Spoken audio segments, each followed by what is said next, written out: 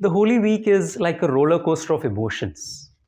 From the triumphant entry into Jerusalem on Palm Sunday to the poignant scene at the table of the Last Supper on Maundy Thursday, the sorrows of the cross of Calvary on Good Friday, and the glories of the empty tomb on Easter Sunday. But among all these days, one day stands out: the Holy Saturday. It stands out because it is a day of an awkward silence, so to say, a day of transition, a day in between the momentous failure of Calvary and the glorious victory of Easter, a day where we are left hanging, a day of darkness and a day of emptiness. And on such a day, it is good to reflect upon some realities of our own lives.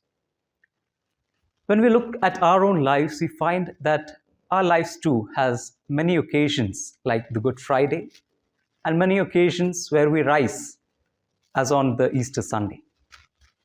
But the majority of the days is like the Holy Saturday, where we are just left hanging, where we are not failing and we are not rising to victory either.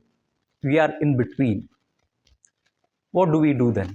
On occasions like the Holy Saturday, we find ourselves standing at a crossroad, and there are two ways before us.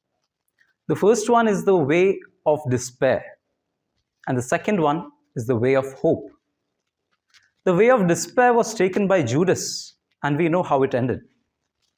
Whereas the way of hope was taken by Mother Mary and the apostles. And that led to the glorious Easter Sunday. When we stand at this crossroad, which way do we choose? The way of despair is certain. There is certainty. And that we are certain that it will lead to doom, to destruction, and to death. In the way of hope, there is a great amount of uncertainty, great amount of doubt.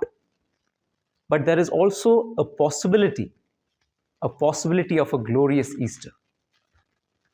When we stand at the crossroads of our lives and when we have to make the choice, which way do we choose? Do we fall into despair or do we stand with hope? Do we hold the hope in our hearts that will lead us to Easter Sundays? The choice is ours to make. But the words of St. Paul resound very strongly that hope does not disappoint.